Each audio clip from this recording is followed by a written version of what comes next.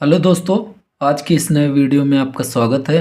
तो मैं आपको भौतिक विज्ञान पढ़ा रहा हूं और इसमें आज आपको बताऊंगा सेट पांचवा की दूसरी क्लास। ठीक है, तो आपको बता दूं ये आज की दूसरी क्लास होगी इसमें। ठीक है, पांचवें सेट की ये दूसरी क्लास होगी। इसमें टोटल हम लोग क्वेश्चन जो बात करेंगे तो क्वेश्चन 7। ठीक है, 7 क्वेश्चन की बात करेंगे जिसमें 4 क्वेश्चन अति लघु के होंगे। ठीक है, लघु उत्तरी के होंगे जो कि 8 नंबर के होंगे और 3 क्वेश्चन जो होंगे वो होंगे लघु उत्तरी 2 के, जो कि टोटल आज की इस वीडियो में हम आपको टोटल 17 नंबर का क्वेश्चन बताएंगे। ठीक है दोस्तों, तो चलिए वीडियो शुरू करते हैं। और अभी तक आपने इससे पहले वाली वीडियो नहीं देखी है तो आप लोग ज़रूर जाकर प्लेलिस्ट में देख सकते हैं। तो चलिए दोस्तों देखते हैं। मैंने आपको यहाँ तक क्वेश्चन बता दिया था। ठीक है, आज से जो क्वेश्चन बताऊंगा वो खंड सा का पहला क्वेश्चन, ठोसों में ऊर्जा बैंड की व्याख्या कीजिए। ठीक है, क्वेश्चन पहला जो आज का है, ठोसों में ऊर्जा बैंड की व्याख्या कीजिए। तो इसका आंसर आप लोग देखेंगे। देखिए, ठोसों में ऊर्जा बैंड होती क्या है ये आप समझिए। तो एक निश्चित लघु परिसर में अत्यंत निकट स्थित ऊर्जा स्तरों के समूह को ऊर्जा बैंड कहते हैं। ठीक है, आप लोग कक्षाएं पढ़े होंगे, उपकोष पढ़े होंगे, KLMN। ठीक है, तो एक लघु परिसर का मतलब आपको पता ही होगा, परिसर में क्षेत्रफल। ठीक है, तो एक निश्चित लघु परिसर में अत्यंत निकट स्थित ऊर्जा स्तरों के समूह। ठीक है, मतलब कोई भी कोष उपकोष के बीच में जो छोटे छोटे ऊर्जा स्तर होते हैं उसी को ऊर्जा स्तरों के समूह को क्या बोलते हैं? ऊर्जा बैंड बोलते हैं। आप देखिए यहाँ पे क्वेश्चन, और ठोसों में 3 ऊर्जा बैंड होते हैं। ठीक है, आपसे 2 नंबर का क्वेश्चन पूछा था, आप इतना लिख सकते हैं। फिर चालन बैंड ऊर्जा, संयोजी बैंड ऊर्जा। ठीक है, संयोजी ऊर्जा बैंड और वर्जित ऊर्जा बैंड। आपको बता दें, आप लोग जब इसको लिखिएगा तो ये नीचे पॉइंट करके लिखिएगा। ठीक है दोस्तों, तो ये 3 इसके ऊर्जा बैंड भी होते हैं। अब देखिए आप लोग अगला क्वेश्चन क्या है? रदरफोर्ड के अल्फा कण प्रकीर्णन प्रयोग के निष्कर्ष। ये क्वेश्चन ऑलरेडी मैंने आपको बता रखे हैं। अगर आपने नहीं देखे तो आप लोग प्लीज़ इससे पहले वाली वीडियो देख लीजिए, नहीं तो आपको मैं बता रहा हूँ। देखिए इसको किस वीडियो में बताया हूँ और आपको ये कौन सा सेट में क्वेश्चन पूछा गया है। तो देखिए इसका आंसर जो आप लोग देखेंगे, तो देखिए यहाँ पर मैंने लिख रखा है कि देखिए 2024 सेट 3। ठीक है, सेट 3 खंड दा का खा नंबर में क्वेश्चन ये पूछा गया है। ठीक है दोस्तों, अगर अभी तक आपने नहीं देखा है तो चलिए एक बार इसको दिखा देता हूँ, बाकी आप लोग विस्तार से वहाँ पे देख सकते हैं। तो आप लोग ये देख सकते हैं 2024 के तीसरे सेट में ये क्वेश्चन पूछा था। ठीक है, तीसरे सेट के दूसरे वीडियो में बताया हूँ इसको कि रदरफोर्ड के अल्फा कण प्रकीर्णन प्रयोग के निष्कर्षों का उल्लेख। ठीक है, तो ये क्वेश्चन आपसे पूछा था, तो इसको मैंने आपको अच्छे तरीके से समझाया था। यहाँ पे एक बार आपको ऐसे पढ़ के बता दे रहा हूँ, बाकी आप लोग वो वाली वीडियो ज़रूर देख लीजिएगा। ठीक है दोस्तों, तो देखिए रदरफोर्ड के अल्फा कण प्रकीर्णन प्रयोग के निष्कर्ष। देखिए निष्कर्ष इन्होंने क्या निकाला था कि परमाणु का समस्त द्रव्यमान और समस्त धनावेश उसके केंद्र पर बहुत ही छोटे भाग में संकेंद्रित होता है। अब थोड़ा से आप लोग समझेंगे कि परमाणु ये है, ये इतना बड़ा क्या है? परमाणु है। ये टोटल इतना बड़ा क्या है? परमाणु है। तो इस परमाणु का समस्त धनावेश, परमाणु का समस्त धनावेश और द्रव्यमान, ठीक है, उसके केंद्र पर, ठीक, परमाणु के केंद्र में छोटे भाग में होता है, जिसे क्या बोलते हैं? नाभिक। तो पहला पॉइंट आप याद रखेंगे कि परमाणु का समस्त द्रव्यमान और समस्त धनावेश उसके केंद्र पर बहुत छोटे भाग में स्थित होता है, जिसे क्या बोलते हैं? नाभिक।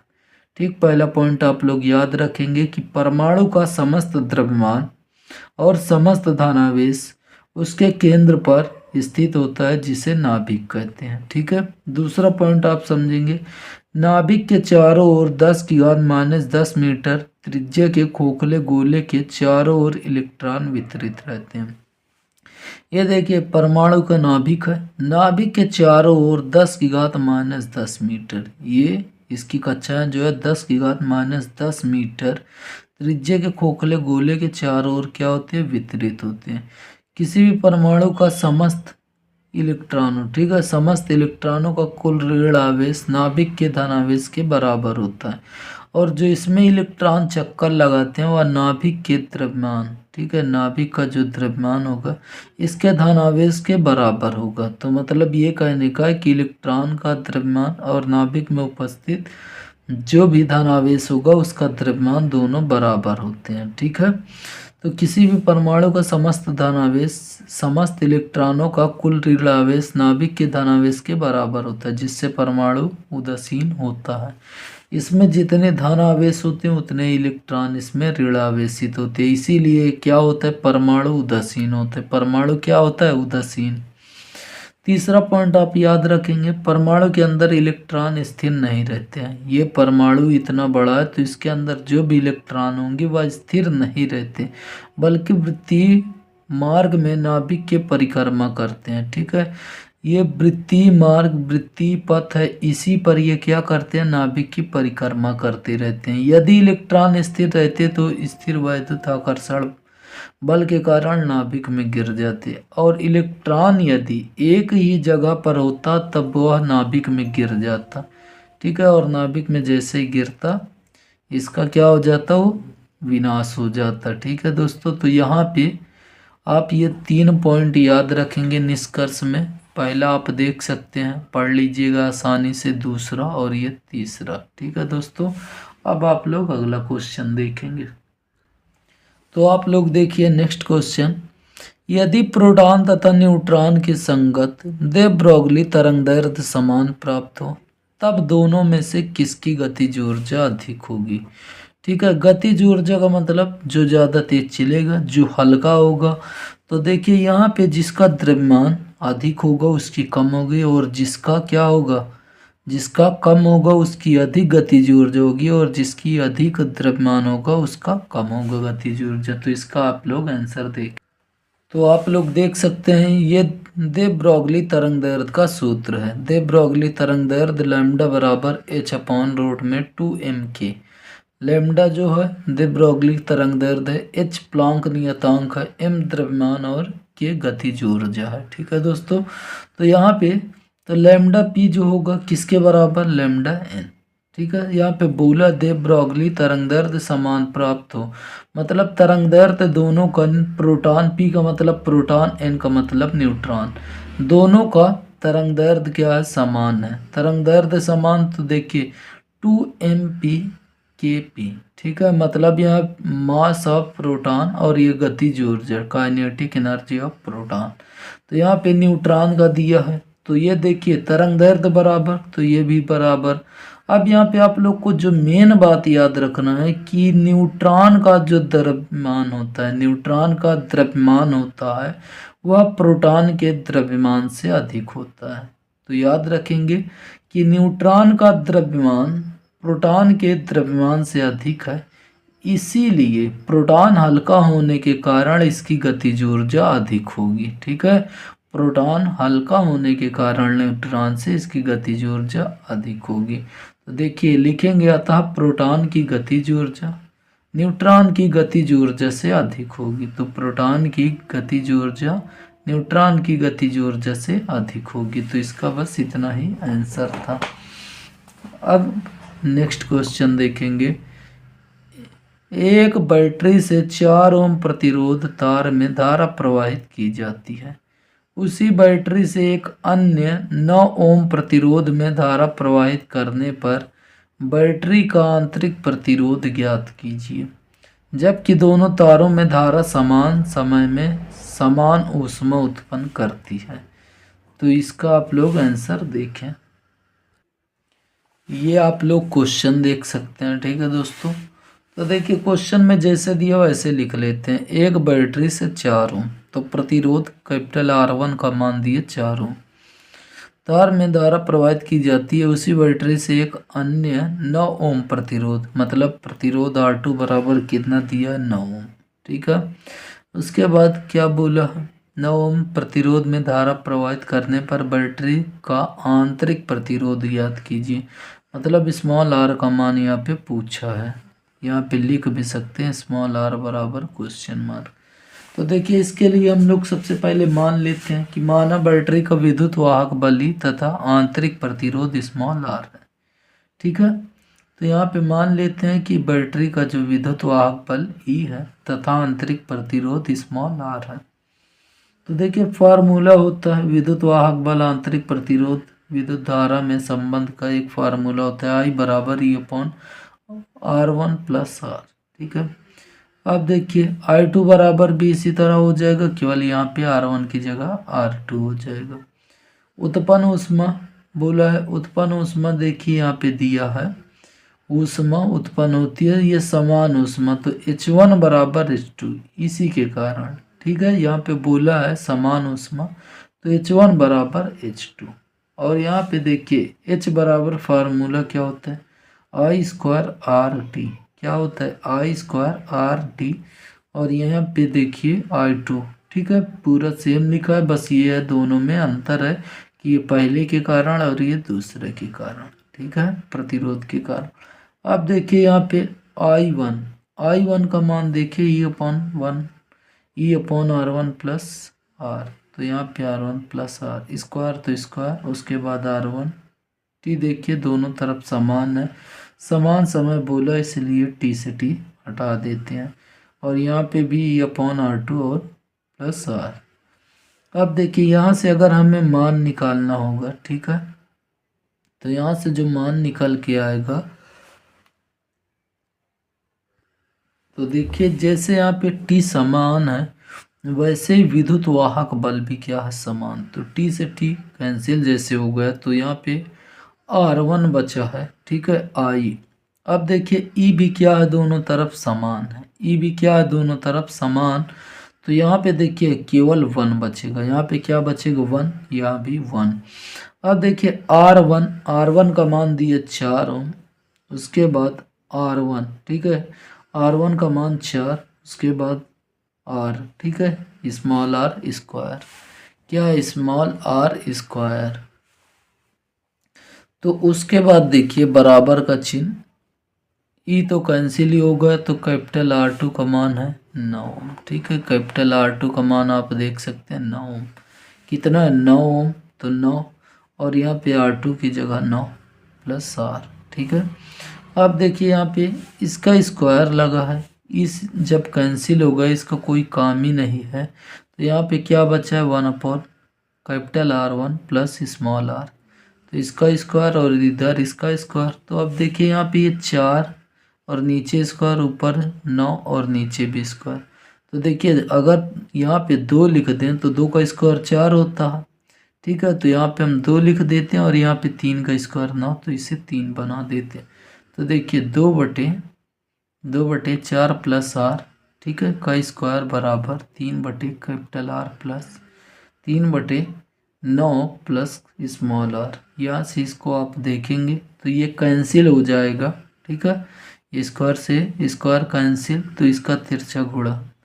ठीक है, तो देखिए 2/4 प्लस R, ठीक, इधर 3/9 प्लस R, इसका इधर गुणा तिरछा और इसका इधर गुणा।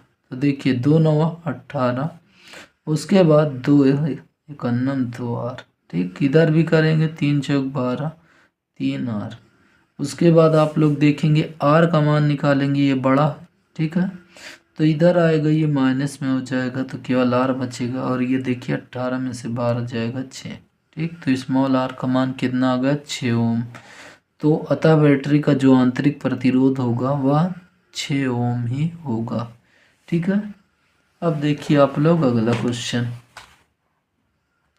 तो देखिए मैंने अभी जस्ट इसमें का सभी क्वेश्चन करवा दिया। अब आपको बताऊंगा, देखिए इसमें 3 क्वेश्चन बताना है। तो पहला दूसरा और तीसरा। ठीक है दोस्तों, तो अब आप लोग देखिए क्वेश्चन पहला।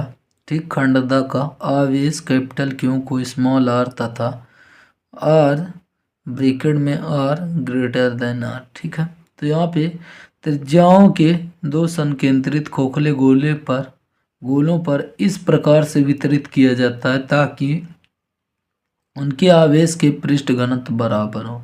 उनके उभयनिष्ठ केंद्र पर वैद्युत विभव ज्ञात कीजिए। ठीक है दोस्तों, तो ये क्वेश्चन है, इसका देखिए हल। देख सकते हैं आप लोग ये डेरिवेशन। माना देखिए यहाँ पे एक गोला बना लेते हैं। ठीक है, तो ये छोटा गोला और ये बड़ा गोला। तो छोटे गोले की त्रिज्या स्मॉल आर और बड़े गोले की त्रिज्या कैपिटल आर। ठीक है, तो देखिए माना गोलों पर अलग अलग आवेश क्रमशः Q1 और Q2 है। देखिए Q1 और Q2 है, तब जो टोटल आवेश होगा Q1 प्लस Q2 ये Q के बराबर होगा। ठीक, Q1 प्लस Q2 Q के बराबर। ठीक, उसके बाद आवेश पृष्ठीय, ठीक है, आवेश का पृष्ठीय आवेश घनत्व बराबर है। इन्होंने बताया कि आवेश का जो पृष्ठीय आवेश घनत्व है वह बराबर है। ठीक है, बराबर होने के कारण यहाँ पे Q1 बराबर Q2। ठीक है, अब देखिए 4πr1 इधर और 4πr2 इधर, तो 4π से 4π कैंसिल, Q1/r1 और यहाँ पे Q2/r2 आ गया। ठीक है, तो समीकरण आप याद रखेंगे Q1 प्लस Q2 बराबर क्यों Q1/r1 Q2/r2। ठीक, ये समीकरण याद रखेंगे।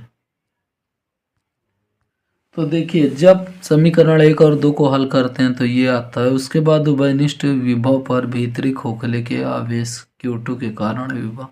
ठीक, V2 बराबर पूरा फार्मूला सेम होता है 1/4πε0 Q/r2 का स्क्वायर। ठीक है, अब देखिए Q2 को हमने ब्रैकेट में रख लिया। उसके बाद इसी प्रकार बाहरी गोले के आवेश के कारण, ठीक है, बाहरी गोले के आवेश के कारण V1 बराबर 1/4πε0 Q1/r1 स्क्वायर होगा। ठीक है, देखिए उसके बाद केंद्र पर जो नेट विभव होगा दोनों को जोड़ दिया जाएगा, और जैसे ही जोड़ दिया जाएगा तो आप लोग देख सकते हैं कि ये फार्मूला प्राप्त हो जाता है लास्ट में। तो आप लोग इसको अच्छे से लगा लीजिए। अब आप लोग देखेंगे अगला क्वेश्चन। ठीक है, अगला क्वेश्चन जो है बायो सेवर्ट का नियम। ठीक, क्या है, वैद्युत चुंबकीय तरंगे क्या है, इन तरंगों के दो अभिलक्षणों को व्यक्त कीजिए। तो मैंने ये क्वेश्चन आप लोग को बहुत पहले ही बता रखा है, लेकिन नहीं याद तो आज आप लोग जरूर याद कर लेंगे कि जब किसी वैद्युत परिपथ में वैद्युत धारा उच्च आवृत्ति से बदलती है। ठीक है, जब किसी वैद्युत परिपथ में वैद्युत धारा उच्च आवृत्ति से बदलती है तो उस परिपथ से ऊर्जा तरंगों के रूप में चारों ओर को प्रसारित होती है। ठीक है, इन तरंगों को वैद्युत चुंबकीय तरंगे कहते हैं। इन तरंगों को वैद्युत चुंबकीय तरंगे कहते हैं। इनके अभिलक्षण आप लोग याद रखेंगे। ठीक है, ये इनके अभिलक्षण है। तो आज की इस वीडियो का अब आप लोग को लास्ट क्वेश्चन दिखा रहा हूँ। ठीक है दोस्तों, लास्ट क्वेश्चन क्या है, बायो सेवर्ट का नियम। बायो सेवर्ट का नियम क्या है, उसके बाद इसकी सहायता से वामावर्त। तो लास्ट क्वेश्चन आज की इस वीडियो का है दोस्तों। अगर आपको यह वीडियो अच्छी लग रही है, ठीक है, थोड़ा कम समझा रहा हूँ क्योंकि लिखने में बहुत ज़्यादा टाइम चला जाता है, इसलिए दोस्तों आप लोग इसको याद कर सकते हैं, समझ सकते हैं। तो देखिए ये बायो सेवर्ट का नियम है, आप लोग पढ़े होंगे कि बायो सेवर्ट का नियम क्या है। तो आप लोग इसका डेरिवेशन काफ़ी लंबा किए होंगे, तो आप लोग ये याद रखेंगे। देखिए किसी धारावाही चालक के एकांक अल्पांश द्वारा किसी बिंदु पर उत्पन्न चुंबकीय क्षेत्र, ठीक है, उत्पन्न चुंबकीय क्षेत्र धारा I के अल्पांश लंबाई dl और दोनों के बीच बने कोण साइन थीटा के गुणनफल, ठीक है, के अनुक्रमानुपाती तथा उनके बीच की दूरी के वर्ग के व्युत्क्रमानुपाती होता है।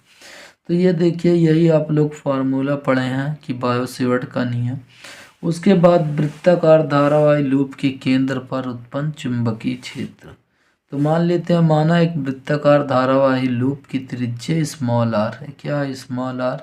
इसमें वामावर्त दिशा में वामावर्त दिशा में धारा प्रवाहित हो रही है। ठीक है। कुंडली के केंद्र पर उत्पन्न चुंबकीय क्षेत्र ज्ञात करना है। तो देखिए बाय-सेवर्ट के नियम से अल्फांश लंबाई के कारण डेल्टा बी बराबर म्यू नॉट अपॉन, ठीक है, mu naught upon 4 pi I D L sine theta upon R square. ठीक है। अब देखिए त्रिज्या परिधि पर लंबवत है, परिधि पर लंबवत होने के कारण थीटा बराबर 90 डिग्री और 90 का मान 1 होता है। तो देखिए ये पूरा मान उतना ही रह जाएगा। ठीक है। अब देखिए केंद्र ओ पर सभी खंड द्वारा परिणामी चुंबकीय क्षेत्र। तो यहाँ पे जब परिणामी निकालते हैं तो समेसन लगा देते हैं। ठीक है दोस्तों। तो यहाँ पे देखिए सेम पूरा चीज़ है, समेसन लगा दिए गया और यहाँ पे समेसन जो होगा डेल्टा एल का होगा। ठीक है। और डेल्टा एल बराबर 2 पाई आर होता है। तो उसके बाद आप ये जैसे 2 पाई आर रखते हैं इसमें, तो देखिए इसका काम खत्म। ठीक है। म्यू नॉट अपॉन 4 पाई आई 2 पाई, ठीक है, 2 पाई और आर, तो 2 पाई से 4 पाई कैंसिल, यहाँ पे 2, और बी बराबर mu naught I upon 2 R. ठीक है। तो दोस्तों यहीं तक आपको करना है, विशेष स्थितियाँ करनी नहीं होती। तो इसलिए दोस्तों आज की वीडियो मैं यहीं तक रखता हूँ।